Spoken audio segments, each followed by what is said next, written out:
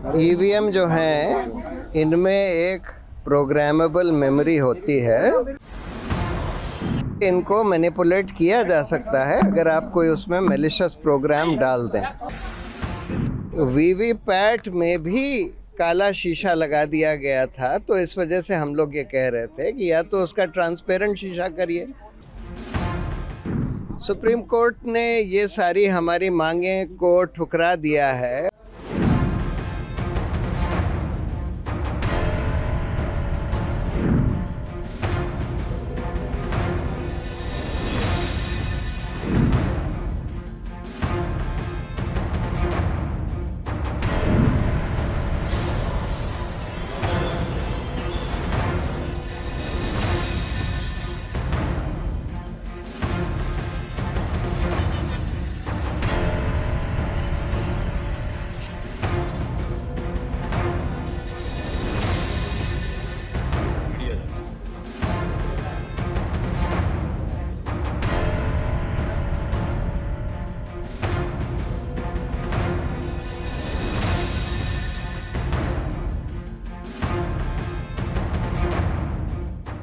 हम लोगों का ये कहना था कि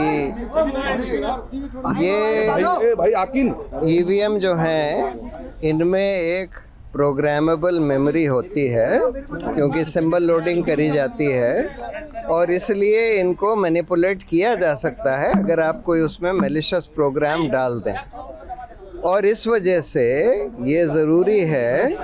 कि जो वीवीपैट है उसका पूरा पेपर ट्रेल का ऑडिट होना चाहिए, सारे वीवीपैट स्लिप्स को काउंट करना चाहिए।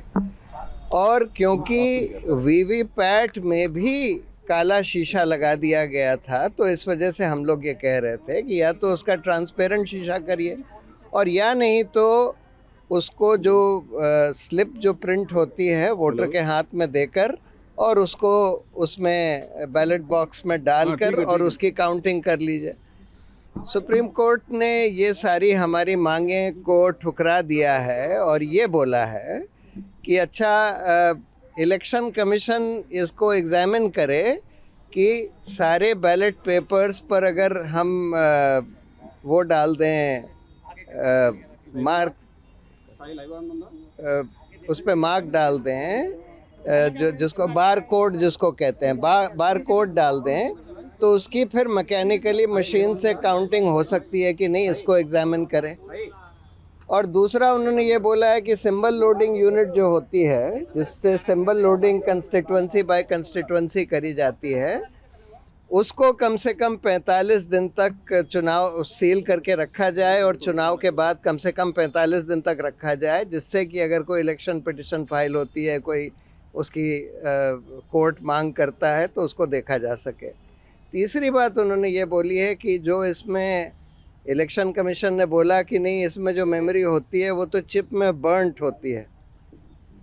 और तो कोर्ट ने ये बोला है कि जो भी बर्न्ट मेमोरी है उसमें 5 हर असेंबली कंस्टिट्यूंसी में 5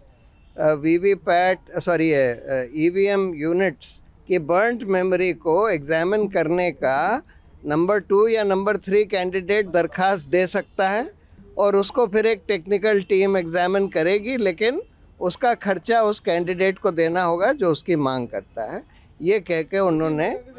ये सारी पिटिशन डिस्पोज ऑफ कर दी।